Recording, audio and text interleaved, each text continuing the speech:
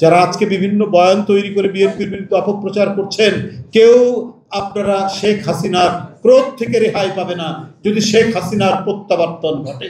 তার প্রমাণ দেখেছেন আজকে গভীর রাতে সেখানে দিন নিউ ইয়র্কের কি পরিস্থিতি হয়েছে। সেখানে বাংলাদেশে বিএনপি সহ অন্যান্য রাজনৈতিক দলের নেতৃবৃন্দ জাতিসংঘের একটি কর্মসূচিতে যাচ্ছেন দেশের প্রধান উপদেষ্টার সাথে, সেই ক্ষেত্রে তারা সেখানে কি তাণ্ডব চালিয়েছে। ওদের অনুশোচনা নেই। ওরা যে ব্যাংক চুরি করেছে, ওরা যে ডাকাতি করেছে, আর 19শে জুলাই ওবায়দুল কাদের সাহেব প্রকাশ্যে বলেছে, আমি নিরাপত্তা বাহিনীকে বলছি যে দেখা মাত্রই আন্দোলনকারীদের দেখা মাত্রই আপনারা গুলি করবেন।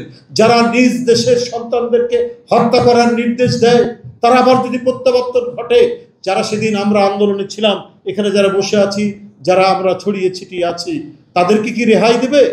আজকে যারা মনে করছেন গোপনে গোপনে তাদের সাথে আতাত করে নির্বাচনী বৈতরণী পার হবেন, তারা কেউ রেহাই পাবেন না।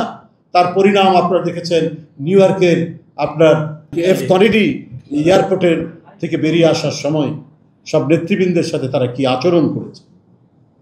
আমি এটা তীব্র নিন্দা জানাই, কিন্তু একই সাথে বলতে চাই সেদিনের যারা আন্দোলনে অংশগ্রহণ করেছেন সেই সমস্ত রাজনৈতিক দলকে আপনারা চিন্তা করুন।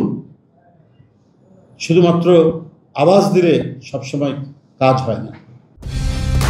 কালার এক্সপার্ট, জর্জ স্যাপ এবং মাইল্ড অন হ্যান্ডস টেকনোলজি সমৃদ্ধ অরিক্স ক্রিস্টাল ওয়াশ আপনার লন্ড্রি এক্সপার্ট।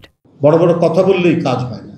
উপলব্ধি করে সবাই কিভাবে ফ্যাসিবাদের পুনরুত্থান যাতে না হয়, সে এই গণতান্ত্রিক শক্তির অভ্যন্তরীণ কোনো মতভেদের কারণে তার যদি প্রত্যাবর্তন না ঘটে, মাথার মধ্যে সেই চিন্তাটি রাখবে। সে যদি প্রত্যাবর্তন ঘটে, এখানে গণতান্ত্রিক শক্তি, এখানে তার বিরোধী কোনো রাজনৈতিক দল কোনো সমালোচনা, গণতন্ত্রের কোনো লেশ মাত্র শেয়ার রাখবে না। এটাকে একটা পরভৃত্যের দেশ বানাবেন।